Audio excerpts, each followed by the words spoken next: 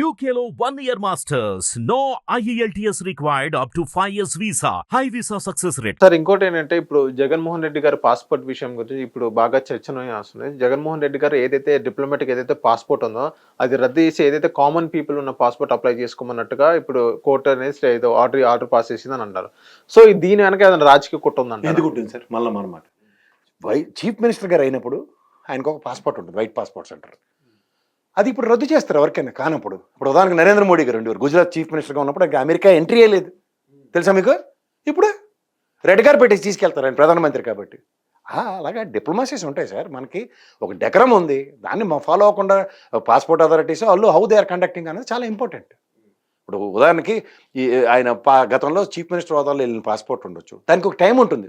With in span of 3 months 4 months మీరు దాన్ని renewal చేసుకోవాలి సార్ రెగ్యులర్ పాస్పోర్ట్ అని. ఇమిగ్రేషన్ లాస్ట్ టైం వెళ్ళొచ్చాడు కదా ఆయన, అప్పుడు ఇమిగ్రేషన్స్ వాళ్ళు రిస్ట్రిక్షన్ పెట్టొచ్చు, time bound. Say for instant ఆయన ట్రిప్కి వారం రోజులే ఆ పాస్పోర్ట్ ఉండొచ్చు, తర్వాత అది రద్దు అయితే కుదరదు కదా. ఆ టెన్యూర్ని గ్యాప్ చేసుకుంటే ఏంటంటే ఇదే కదా, హ్యూమన్ ఎర్రర్ ఉంటుంది కదా, లేకపోతే ఎర్రర్ కాకపోవచ్చు. ఆ నెగోసియేషన్స్లో ఏమో రెగ్యులర్ పాస్పోర్ట్ అప్లై చేస్తారు. సడన్గా ఇప్పుడు నరేంద్ర మోడీ గారికి అదే జరిగింది కదా, అతీతం అవడనా? హిట్ టీవీ యాప్ ని డౌన్లోడ్ చేసుకోండి. ఇందులో short news, live news, entertainment movies అన్ని అవైలబుల్ గా ఉన్నాయి. Please download hit TV app. Hit TV app hit TV app ని ఫ్రీగా డౌన్లోడ్ చేసుకోండి.